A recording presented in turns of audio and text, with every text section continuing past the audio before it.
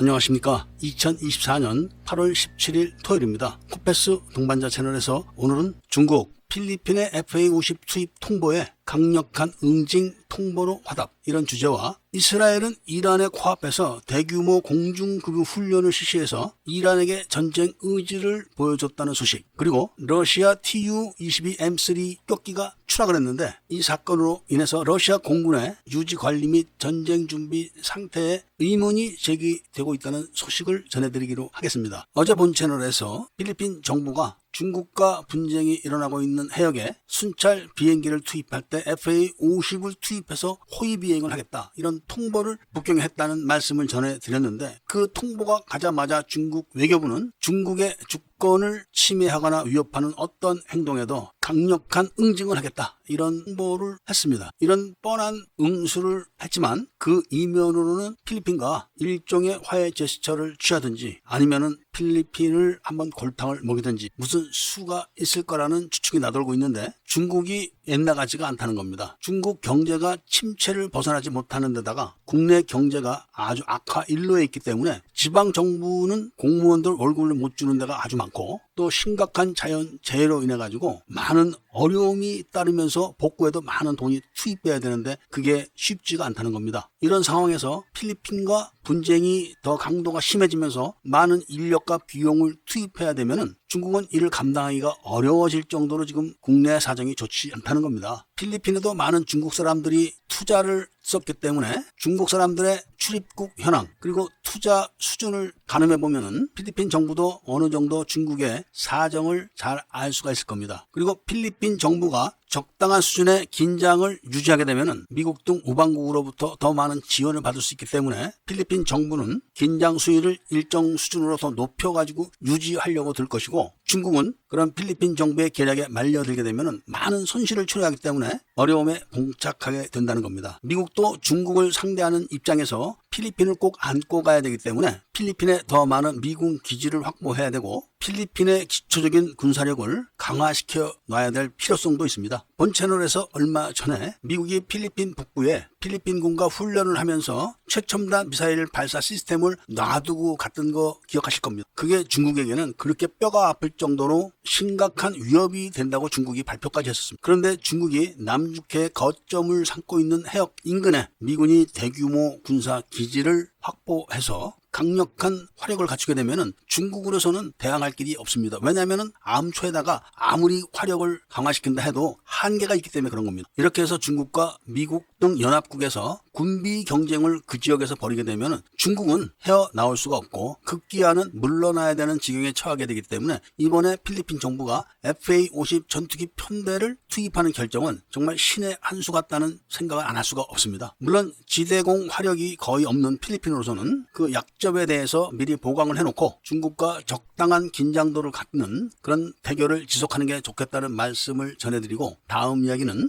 이스라엘이 이란이 이스라엘을 손보겠다, 이런 협박에 조금 더 겁먹지 않고 오히려 이란의 코앞에서 대규모 공중급유 훈련을 했다는 소식입니다. 그리고 이 훈련에 참가한 기종이 F-35, F-15 그리고 공중급유기 이렇게 이루어졌기 때문에 공격을 하겠다는 의지를 확 드러내 보인 겁니다. 그러면서 이스라엘 정보부대는 이란 내에 있는 주요 지휘관들을 하나하나씩 제거해가는 작전까지 병행하고 있기 때문에 이란을 곤혹스럽게 하고 있고, 여기에 대해서 미국이 강력한 공군력과 해군력을 배치하기 시작해가지고 이란으로서도 아주 어려운 지경에 놓이게 됐다는 그런 말씀을 전해드리면서, 다음 이야기는 이미 소식을 들으셔서 다 아시고 계시겠지만 러시아의 T-22M3 폭격기가 작전을 나가다가 러시아 영내에서 추락한 거 다 아실 겁니다. 그런데 왜 이게 지금 문제가 되고 있냐면은 러시아 공군의 작전 준비 상태, 그리고 항공 전력의 유지 관리 상태가 과연 어느 정도 수준일까 하는 의문이 제기되고 있다는 이야기입니다. T-22M3 폭격기는 원래가 오래돼서 노후된 기종은 맞습니다. 그런데 러시아가 우크라이나와 전쟁을 하면서 공중 전력의 우세를 확실하게 보이지 못하고 있는 점이 바로 이런 의문을 지금 증폭시키고 있는 겁니다. 이 폭격기가 추락할 때 승무원 4명은 모두 탈출을 했는데 그중 1명이 부상으로 사망을 했다는 소식이 나왔다는 말씀을 전해드리면서 오늘 이야기를 마치고자 합니다. 애국 시민분들과 밀매분들께서는 구독을 꼭 해주시고 좋아요와 알림 설정을 부탁드리면서 이야기를 들어주신 데 대해서 감사드립니다.